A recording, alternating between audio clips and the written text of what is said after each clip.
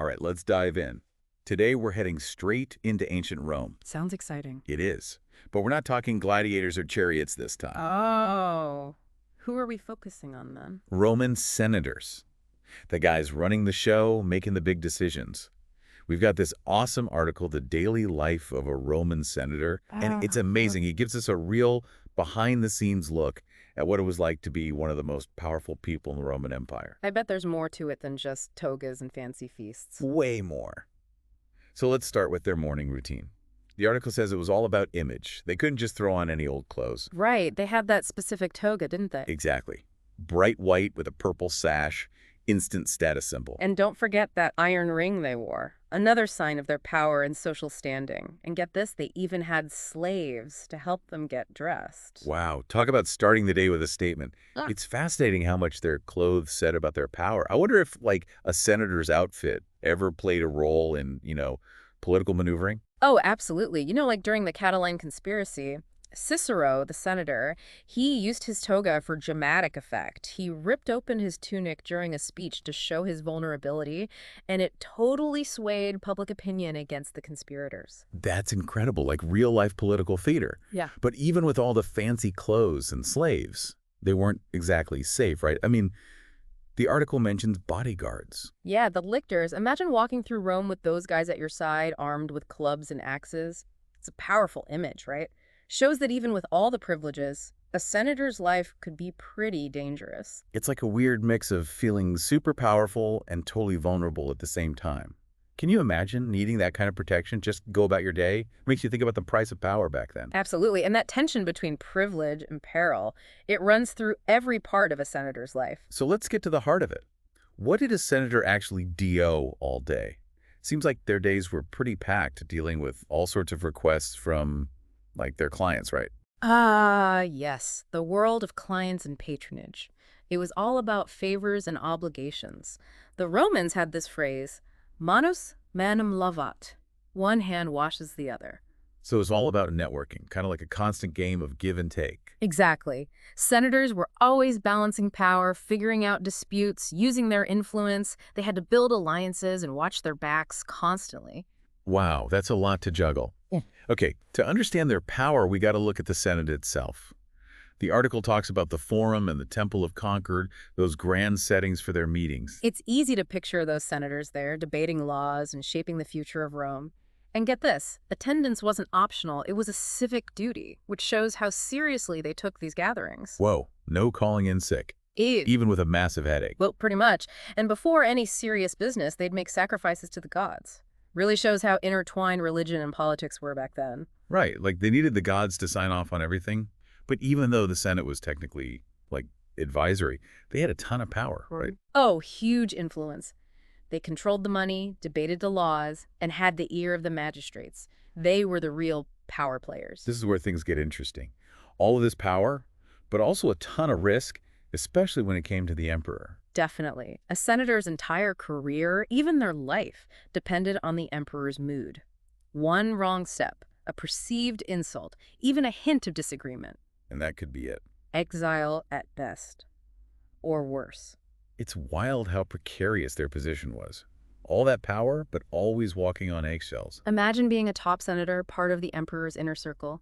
Every word, every move, you'd be thinking about the consequences. A constant game of chess with incredibly high stakes, and we haven't even talked about their personal lives yet. Oh, right. They weren't just politicians. They had social lives, too. Our source mentions public baths being essential for networking and off-the-record political chatter. So like the Roman version of a conference or a fancy club? Exactly. A place to see and be seen, make deals, gossip about rivals. Makes it all so much more relatable. And what about those famous Roman dinner parties? Were those all business too? Not entirely, but they were definitely strategic.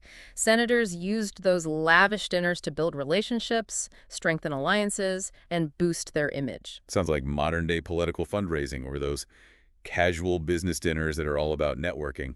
Some things never change, huh? You got it. The Romans knew the power of a good meal and good company. But speaking of moving up in the world, let's talk about advancement within the Senate. The article mentions provincial governance as a key step.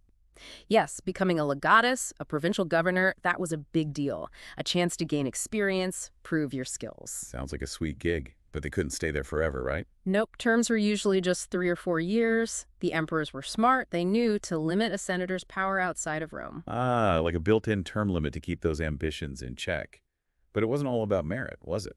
The article mentioned patronage playing a role, too. Sadly, connections mattered then just as much as they do now. Influential senators could really help their people get those coveted positions. So, talent A&D, knowing the right people, doesn't sound so different from today. But at the end of the day, they were all operating under the shadow of the emperor, right? Absolutely. And that dynamic, the emperor versus the Senate, that's a whole other story. It's amazing how much we've already learned about their lives just from this one article. But hold on tight, we're just getting started. So before we stepped away there for a second, we were talking about the risks these senators faced, especially if I got on the wrong side of the emperor. Yeah, I can't imagine the pressure they were under constantly.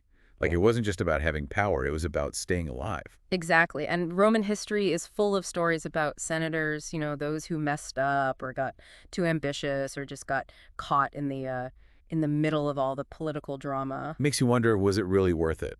All that risk just for power? That's a great question. I mean, was all that influence, the prestige, the chance to shape Rome's future, was it worth the constant threat of, betrayal, exile, or even death? Wow, when you put it like that, it really makes you think about the sacrifices they made. It does. And it reminds us that history isn't just about names and dates. It's about real people and their stories. Yeah, for sure. Okay, so let's switch gears a bit.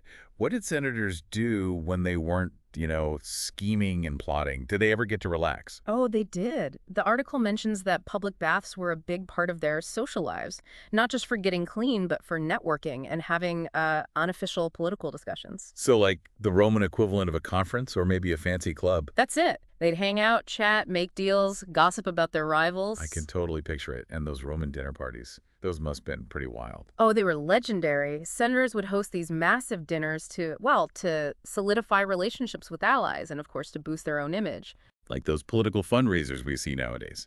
Or those casual business dinners that are really all about networking, plus sought change, right? Right. The Romans knew how to work a room. Okay, so let's talk about how a senator could, climb the ladder of power. Our source says that being a provincial governor was a big step. A provincial governor? What's that all about? Well, the official title was legatus. It was a chance to get some serious experience in running things, showing off your leadership skills. Sounds important. But it wasn't a permanent gig, was it? No, terms were usually limited to just a few years. The emperors were smart. They didn't want any senator getting too powerful out there away from Rome. Ah, so it was like a built-in term limit, kept everyone on their toes. But it wasn't just about being good at your job, was it? Didn't the article say something about patronage? Unfortunately, who you knew mattered just as much as what you know. A powerful senator could really pave the way for their protégés. So it was a mix of talent and connections. Sounds familiar. Yeah. But at the end of the day, the emperor had the final say, didn't he? Absolutely. That whole dynamic, the emperor and the Senate, it's a fascinating part of Roman politics, full of tension and danger. It's so easy to romanticize the past, to think of Rome as this perfect, glorious empire. Right. But this whole deep dive has really opened my eyes to the nitty-gritty of it all. It's important to remember that history isn't just about, big monuments and epic battles. It's about real people, their lives, and the systems they lived in. Absolutely. And it makes you think about, the systems we live in today and the choices we make and how they affect everyone, don't they? It does. It really makes you think. Okay, we've covered a lot of ground today, but there's still more to explore. Stay with us as we uncover even more about the fascinating lives of these Roman senators. All right, we're back and ready to wrap up our deep dive into the lives of Roman senators. We've seen how they lived, all that privilege and power. But also that constant danger, especially when it came to the emperor. Right. One wrong move and you were done. Exile was a common punishment. Stripped of your power, your possessions, forced to live far away from Rome. Ouch. Talk about a fall from grace. It's like being canceled nowadays, but with way higher stakes. And if you were really unlucky, the emperor could always order your execution. He had absolute power, Yeah, our source has some pretty grim examples. Senators accused of treason or just saying the wrong thing. It really shows how, even in a civilized society like Rome, power could be brutal. This whole deep dive has been fascinating. You think of ancient Rome, all the togas and grand That all buildings, seems so glamorous. but then you realize how much danger and intrigue was going on behind the scenes. It makes you think about power itself, doesn't it? The good, the bad, the sacrifices people make for it. Definitely. And it reminds us that history is about more than just, facts and dates. It's about real people and the choices they made. Choices with real consequences. So as we wrap things up, here's a final thought. Imagine you're a senator in ancient Rome. You've got power, influence, but also all those risks. What would you do? How would you play the game? It's a question worth pondering, because in Roman politics, every decision had a price.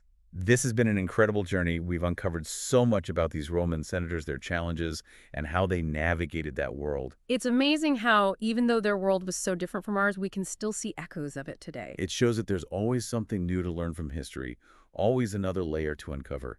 So keep exploring, keep asking questions, and keep diving deep. Until next time.